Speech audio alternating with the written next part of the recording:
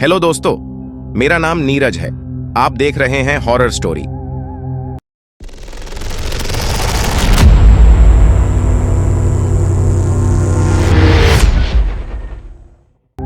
दोस्तों, मैंने आप लोगों को एक हॉरर स्टोरी सुनाई थी जिसका नाम था कमला।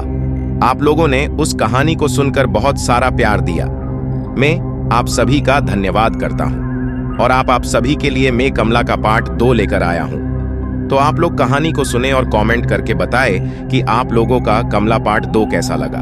और जिन दोस्तों ने अभी तक हमारा चैनल सब्सक्राइब नहीं किया है वो चैनल सब्सक्राइब कर ले ताकि हम आपके लिए रोजाना हॉरर स्टोरी ला सके। दोस्तों, आप लोगों ने जिन्होंने पहले कहानी को सुना होगा उन्हें पता होगा कि कमला एक सुंदर और खूबसूरत लड़की थी जो अचानक गायब हो गई थी और उसके बाद में गांव में अजीब अजीब घटनाएं होने लगी थी। राजेश, जो कि कमला के साथ क्या हुआ था उसका पता करने एक पुरानी हवेली में गया था, लेकिन वो भी वापस लौट के नहीं आया। जिन्होंने पार्ट 1 नहीं देखा है, मैं डिस्क्रिप्शन में लिंक दे रहा हूं, आप लोग वहां से जाके कहानी को सुने ले। तो चलिए दोस्तों, अब कहानी शुरू करते हैं बिना देरी किए हुए। गांव की हवेली का डर राजेश के गायब होने के बाद और भी गहरा हो गया। गांव वालों ने कई बार कोशिश की कि वे हवेली के अंदर जाकर देख सकें, लेकिन हर बार उन्हें अजीब अजीब संकेत मिलते रहे। भयानक खामोशी, रहस्यमय हंसी की गूंज और अजीब आकृतियों की झलकें। हवेली की कहानी अब गांव के बच्चों की नाइटमेयर्स में बसी हुई थी। कुछ महीने बाद एक नए युवक अमन ने हवेली के रहस्यों को जानने की ठानी। अमन एक इतिहासकार था जिसने हवेली की पुरानी कहानियों को जोड़ने और सत्य को उजागर करने का मन बनाया।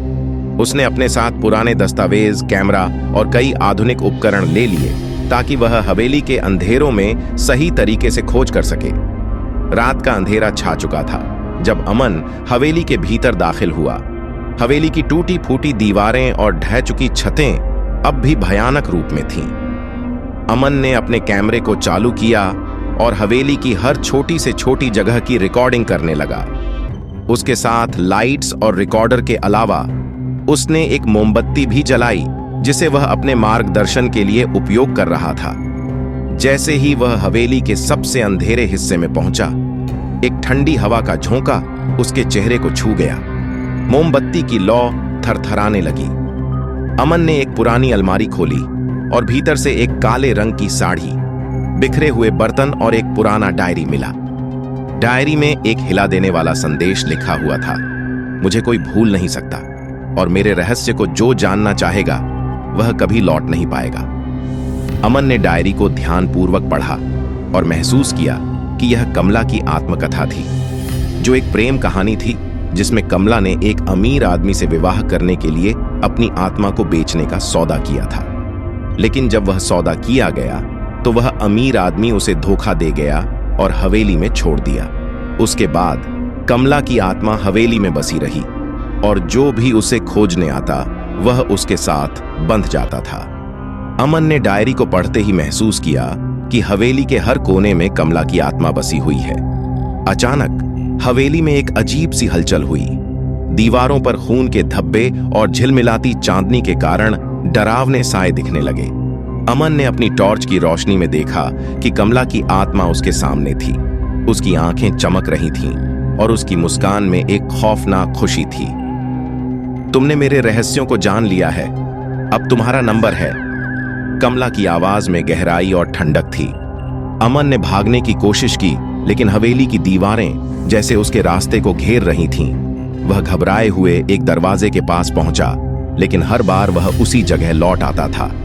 हवेली के अंधेरे में हर कोना, हर दीवार, हर साया उसे कमला के पास ले जा रहा था।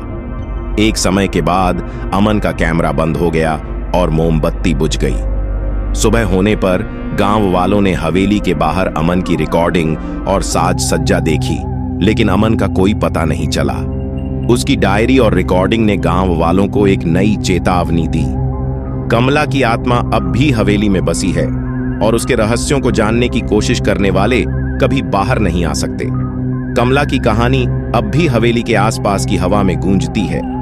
हवेली की छायाओं और अंधेरों में अब भी कमला का खौफनाक अनुसरण होता है और जो भी वहां रात बिताने की सोचे उसे एक नई दास्तान का हिस्सा बनना पड़ता है। अगर आपको कहानी अच्छी लगी तो वीडियो को लाइक और चैनल को सब्सक्राइब करें।